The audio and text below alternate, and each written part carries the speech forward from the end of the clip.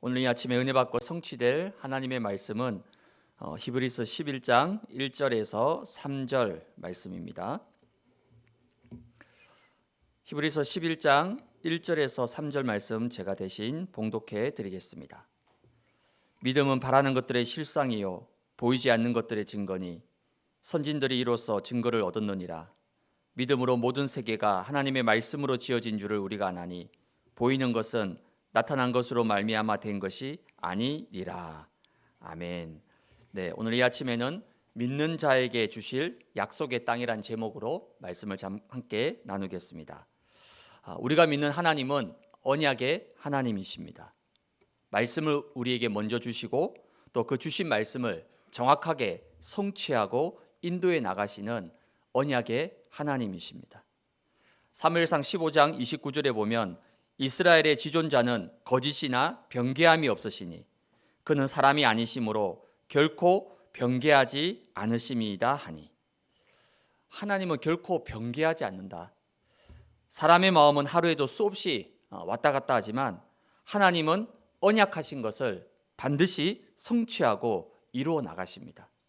마태복음 5장 19절에는 진실로 너희에게 이르노니 천지가 없어지기 전에는 율법의 1.1획도 결코 없어지지 아니하고 다 이루리라. 2025년 우리에게 가장 필요한 것은 믿음이고, 하나님이 가장 기뻐하시는 믿음은 언약을 붙잡는, 말씀을 믿는 믿음입니다. 믿음의 최고 수준은 말씀을 말씀 그대로 믿고 말씀 그대로 인도받는 믿음이 바로 최고의 믿음입니다. 2025년 여호와께서 우리를 기뻐하시면 우리를 그 땅으로 인도하여 들이시고 그 땅을 우리에게 주시리라. 이는 과연 젖과 꿀이 흐르는 땅이니라. 바로 우리에게 주신 언약입니다.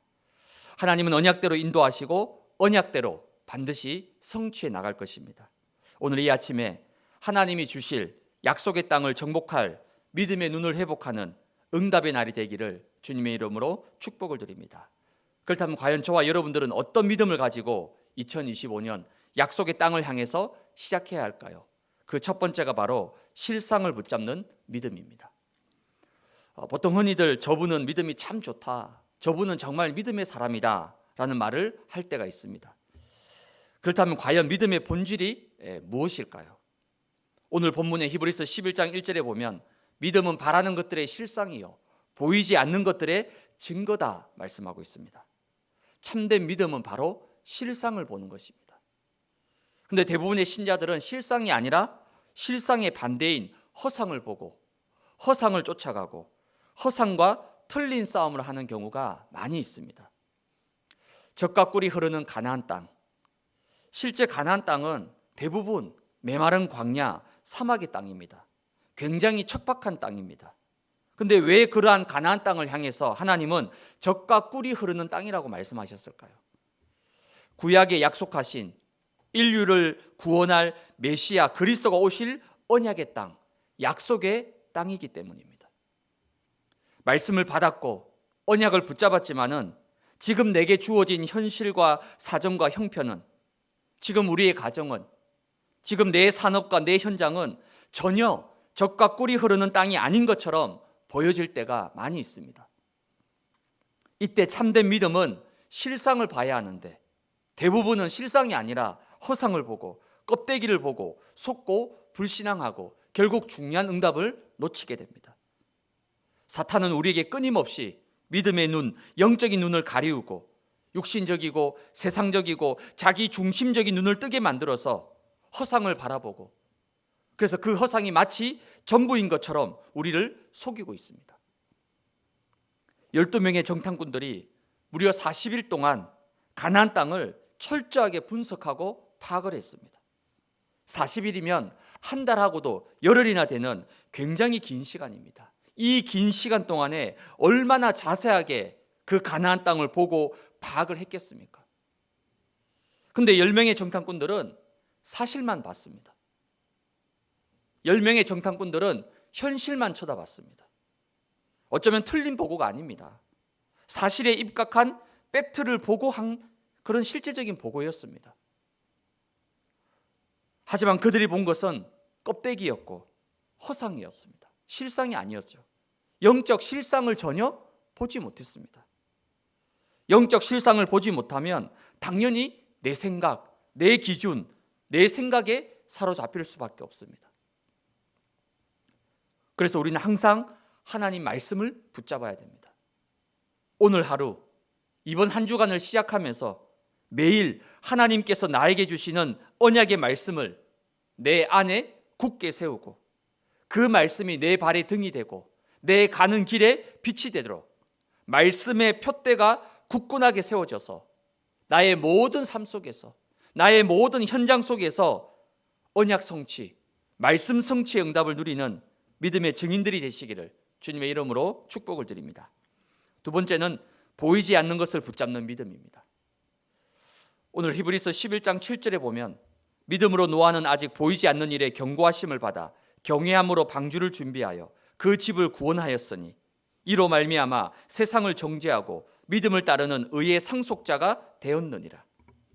참된 믿음은 보이지 않는 것을 믿는 믿음입니다.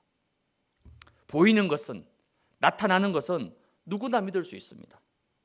불신자들도 얼마든지 믿을 수 있습니다. 왜? 보이니까. 보이는 것을 믿는 것은 어렵지 않습니다. 그러나 보이지 않는 것을 믿는 것은 결코 쉬운 일이 아닙니다. 노아가 살던 시대는 하늘에서 비라는 것이 한 번도 내린 적이 없는, 사람들의 개념 속에 비라는 것이 전혀 없었습니다. 왜? 비를 본 적이 없어요. 비를 본 적이 없다니까. 경험한 적이 없습니다.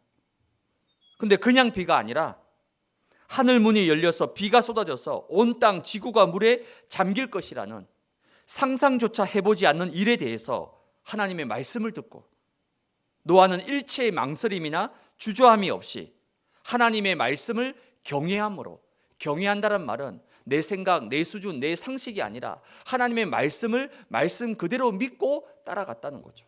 하나님의 말씀을 경외함으로 방주를 지었다라고 성경은 말씀하고 있습니다. 히브리서 11장 8절에도 아브라함도 마찬가지입니다. 후사를 도저히 가질 수 없는, 자식을 도저히 생물학적으로 가질 수 없는 그러한 상황과 조건과 환경 속에서 하나님은 아브라함에게 창세기 15장에 하늘의 별과 같이 내 자손을 번성하게 해줄 것이다. 바다의 모래처럼 네 자손을 번성케 해주겠다.